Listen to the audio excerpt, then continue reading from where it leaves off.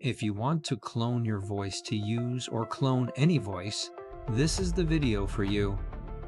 Today I'm going to walk you through exactly how to download my free app and run my voice script reader tool on your own computer where the internet will be required only on first run.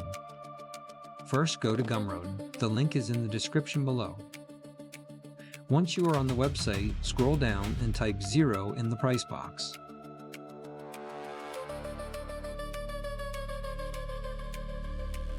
Then you are going to click I want that.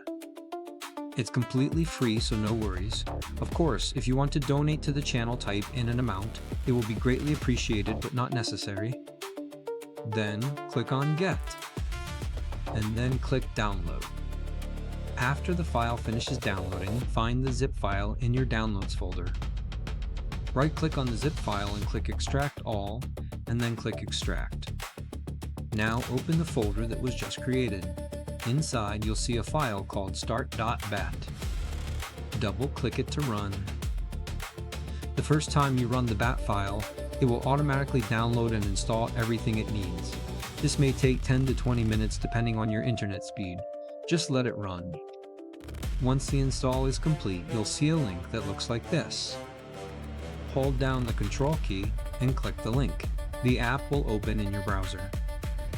Now you're ready to use it.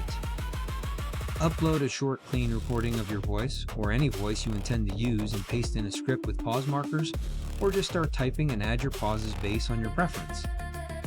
Use the emotion intensity and pacing settings below to find the right spot for your voice. You will need to do some tests to find the perfect settings, but once you are all set, click Generate. The tool will create an MP3 file of the script and place it in the Downloads folder named Voice Output. It's super easy. If you have any trouble, leave a comment below and I'll help you the best I can. I used the voice script reader to create this video and it saved me so much time. I need to fine-tune it for my voice, but it worked very well nonetheless.